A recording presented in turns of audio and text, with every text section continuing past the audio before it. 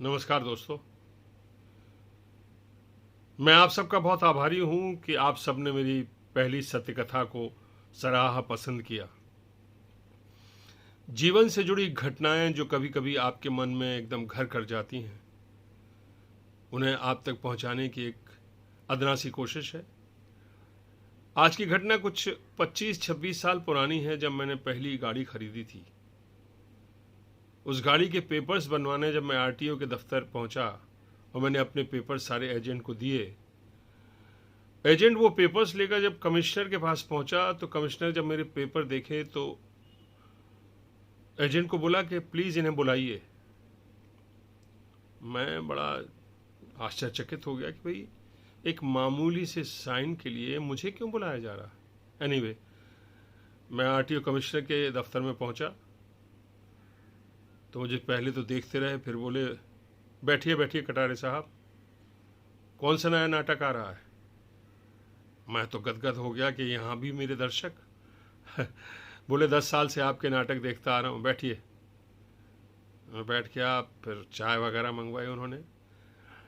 इसी बीच में एक 50-55 साल की मुस्लिम महिला ने कैबिन में प्रवेश किया। उसको देखते ही भाटिया साहब बोले कि देखिए, आप बार बार मेरे पास आती हैं और बार बार मैं आपसे कहता हूं कि जो संभव नहीं है उसकी कोशिश क्यों कर रही हैं आप खुद भी परेशान होती हैं, मुझे भी परेशान कर रही हैं। वो महिला बोली कि देखिए, आप समझने की कोशिश कीजिए, इस छोटी सी बात की वजह से मेरा बेटा थोड़े दिन और जी लेगा। भाटिया साहब ने कहा, देखिए, आप समझने की कोशिश क्यों नहीं करती हैं। दुनिया में ऐसा कोई रूल नहीं है जो 16 साल के लड़के को ड्राइविंग लाइसेंस दे सके, और मैं जिस कुर्सी पर बैठा हूं वहां से यह संभव ही नहीं है कि मैं इस तरह की कोई भी परमिशन आपको दे सकूं। महिला कहने लगी कि मैं समझती हूं आपकी पोजीशन, बट फिर भी आप जरा इसको दूसरी तरह से देखिए। मेरा बेटा पता नहीं कितने दिन जिंदा रहे, उसकी एक छोटी सी तमन्ना पूरी हो जाएगी तो शायद वो आराम से चैन की मौत मर सकेगा। भाटिया साहब बड़े परेशान से थे और उनकी समझ में नहीं आ रहा था कि कहें तो क्या कहें। जैसे तैसे उन्होंने उसे समझा बुझा के जाने के लिए कहा। मैं बड़ा परेशान कि बात है क्या, मुझसे रहा नहीं गया। मैंने भाटिया साहब से पूछा कि क्या बात है, चक्कर क्या है ये। भाटिया साहब ने कहा कि इसका बेटा 16 साल का है और पैदाइश से उसकी एक किडनी खराब थी। धीरे धीरे जब वो बड़ा हुआ तो उसकी दूसरी किडनी भी खराब होनी शुरू हुई। अब वो थोड़े दिन का मेहमान है। डॉक्टर ने कहा कि इसको किडनी नहीं मिली तो ये मर जाएगा। उसकी माँ ने अपने रिश्तेदारों से, बहुत सारे लोगों से कहा, लेकिन कोई तैयार नहीं हुआ। इस महिला के पति शायद नहीं है। फाइनली इस औरत ने अपनी एक किडनी अपने उस 16 साल के बेटे को दी, जिस पर आज वो जिंदा है। लेकिन वो किडनी भी धीरे धीरे काम करना बंद कर रही है। डॉक्टर ने कहा ये पता नहीं कितने दिनों के मेहमान है, कितने दिन रहेगा कितने दिन नहीं रहेगा। लेकिन उसके बेटे की एक तमन्ना है कि उसके पास ड्राइविंग लाइसेंस हो, थोड़े दिन वो गाड़ी चलाए। और इसकी माँ बस यही चाहती है कि उसको किसी भी तरह, किसी भी ग्राउंड पर, मेडिकल ग्राउंड पर, किसी भी ग्राउंड पर ये परमिशन मिल जाए कि उसे लाइसेंस मिल जाए, वो गाड़ी चला सके। अब आप बताइए मैं क्या करूं। दुनिया में कहीं ऐसा प्रोविजन है नहीं। एनीवे, बात आई गई हो गई। मैं चला आया अपने पेपर साइन करके लेके। थोड़े दिन के बाद जब मैं अपना ड्राइविंग लाइसेंस लेने पहुंचा, तो मैंने उनसे कहा, क्योंकि वो बात मेरे दिमाग में घूम रही थी, मैंने उनसे पूछा कि भाटिया साहब क्या हुआ उस औरत का?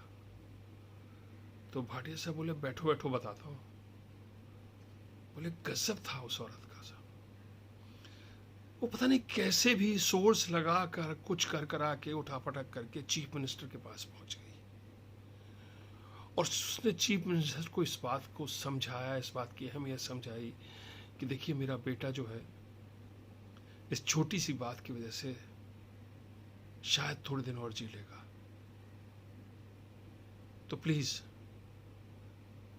और चीफ मिनिस्टर का दिल पसीज गया और उसने उसे 3 महीने के लिए टेम्पररी लाइसेंस की परमिशन दे दी।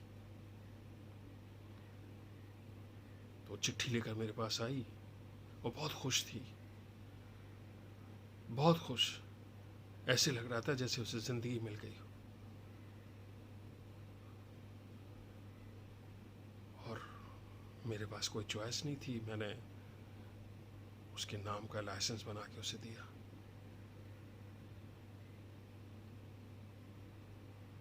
मेरे दिमाग से ये बात 25-26 साल के बाद भी निकली नहीं। दुनिया में जहां रिश्ते नाते सब पैसे से तौले जाते हैं, वहां एक ऐसा इंसान भी है जो कि अपने मरते हुए बच्चे को एक मुस्कान देखना चाहता है,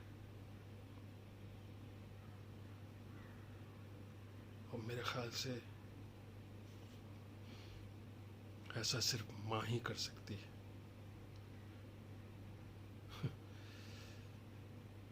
जब आप घटनाएं 20-20, 25-25 साल के बाद भी नहीं भूलते हैं, तो आप समझ लीजिए कि वो आपके अंदर, मन में कितनी अंदर तक बैठ गई हैं। ऐसा ही मेरे साथ हुआ। भाटी साहब पता नहीं अब कहाँ होंगे, रिटायर्ड हो गए होंगे, लेकिन वो घटना मुझे अभी भी याद है। दोस्तों, आपको अगर ये कहानी, ये घटना पसंद आई हो तो अपने दोस्तों के साथ शेयर करें और हमें अपनी प्रतिक्रिया दें, ताकि मैं और जीवन से जुड़ी घटनाएं आपके साथ शेयर कर सकूं। बहुत बहुत धन्यवाद। मिलेंगे फिर से एक नई कहानी, एक नई घटना या ऐसी घटना जिसका मैं साक्षी रहा हूं, उसके साथ। धन्यवाद। शुभ रात्रि। नमस्कार।